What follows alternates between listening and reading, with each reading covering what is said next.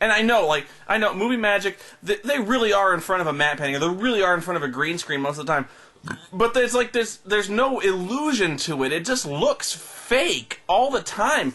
Part of what made the Indiana Jones movies so great in the beginning was the use of practical effects. They didn't rely too much on digital technology. They didn't rely too much on green screen. You actually felt like they were there because they were there. And I know they used a lot of stuntmen before. I didn't really believe, you don't really believe Harrison Ford is really there doing all this stuff. But there was somebody there doing that stuff. There was some kind of real kinetic feeling that you felt like Indy was in danger. There was menace to the bad guys. There was impact behind the punchies. Now you're just watching a bunch of guys kind of parrot around in front of a soundstage. You're watching Shia LaBeouf.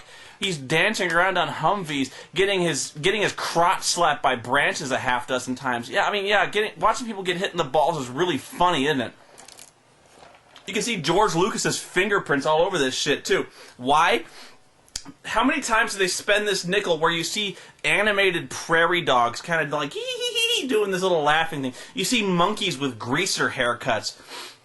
You see also the aliens. It's just... And the score by John Williams. This is John Williams at his absolute worst. And I hate to say that about John Williams because, let's face it, he is the man, okay? Nobody writes a better score than John Williams. But even here, it looks like he was going through the motions. I'll tell you why. For instance, you watch any one of those Indiana Jones movies, and you can identify it by the score alone, okay? They always have the trademark Indiana Jones theme, but there's always something distinctive about every single score. If you can remember any single orchestral hook or theme from Kingdom of the Crystal Skull, that's not just the Indiana Jones riff, I will give you a fucking medal, okay? It's just so forgettable. There's nothing memorable about that score. Temple of Doom is driven forward by the awesome score. Every one of those movies has a trademark distinctive score. This is just instantly forgettable. It's worse than Transformers. Also a Shia LaBeouf movie. At least you saw giant robots beating the shit out of each other. I hate to say that about Spielberg, but you made a worse movie than Michael Bay. God damn! How do you do that? I almost feel like I have to apologize for that statement, but I'm not going to. No! It's just bad. You got Optimus Prime. It's hard to fuck Optimus Prime punching other robots in the face up, but you fucked Indiana Jones over. You didn't have half the characters. You didn't have any of the actions. There were other archaeological treasures to find. You didn't have to resort to fucking aliens. I can't take it. Don't watch this movie. Just don't do it. Rent the other movies. Watch any one of them. I swear to God they're better. They should have left Well Enough alone. Was like a lot of critics were saying that out of the Cannes Film Festival. They should have just left it alone. God, George Lucas, he killed Star Wars for me. Now he's killed Indiana Jones, and yeah, I'm laying the blame at George Lucas's feet. Fuck that guy, okay? Man, is there nothing he can't ruin? He's just killing every one of my childhood icons. He's killing them by raping them in the eye socket. He can't even come up with original ideas as he's raping my childhood. It's crazy. Alright, I'm going to turn this off because I got to finish my sandwich. I know I was just kind of rambling, but that's the point. I had to ramble about this to somebody. And I know I'm going to get hate mail. That's the hell of it. I know a lot of you guys are going to watch this movie and be like, oh, Kingdom of the Crystal Skull kicked ass. You just don't like it. Temple of Doom was ass. Things like that. But it's just horrible. Just don't watch it.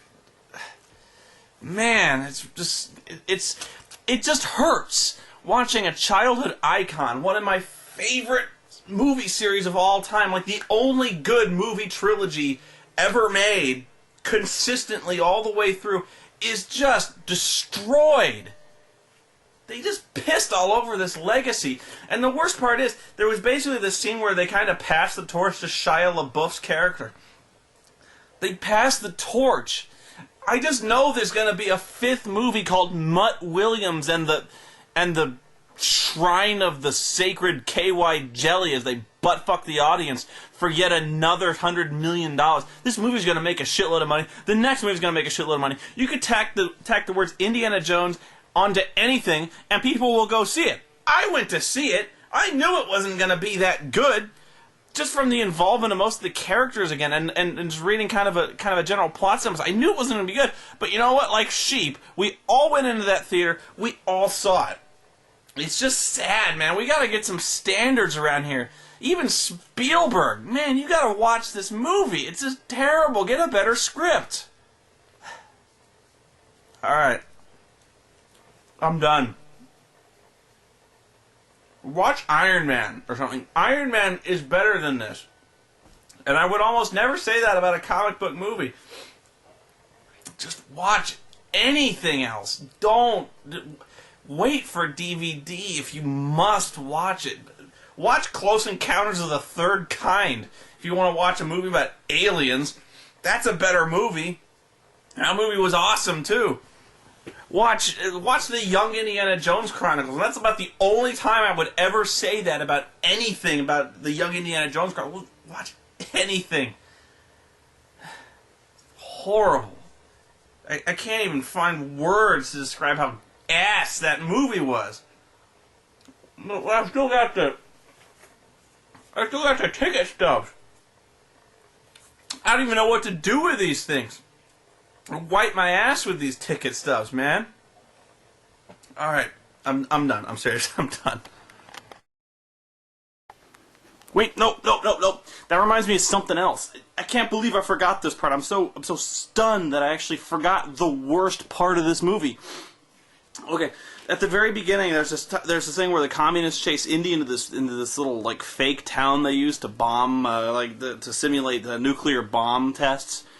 So there's all this stuff there, and there's all sorts of dummies, and of course nothing works except the television, which happens to be coincidentally tuned into Howdy Doody time. Funny how that's the only thing that does work. Oh, and of course, none of the faucets run except for the fake mannequin guy who's watering his lawn. Like, that was important to get working. We couldn't possibly we had to hook water up for that thing alone. And Indy also figures out the one way to survive being ground zero of a nuclear attack. That way, climb into your refrigerator. Yeah, your fridge. Apparently, refrigerators being lead-lined are proof against radiation and the intense heat and nuclear fallout of being nuked. Or an atom bomb. I don't care. It's still bullshit. You can't climb into a refrigerator and be immune to that kind of thing. You're immune to the radiation, and of course he gets out of the thing. He's within spitting distance of the mushroom cloud, and he's not sterile or dying of radiation poisoning or anything. It's just fucking ridiculous. Oh, and apparently Shia LaBeouf can swing on vines like Tarzan by watching the greaser monkeys at a speed of over 50 miles an hour to catch up with a bunch of jeeps speeding down 2 parallel roads in South America. Who the hell beat out 2 roads that go parallel through the middle of the jungles of South America? Can you explain that to me, please? God!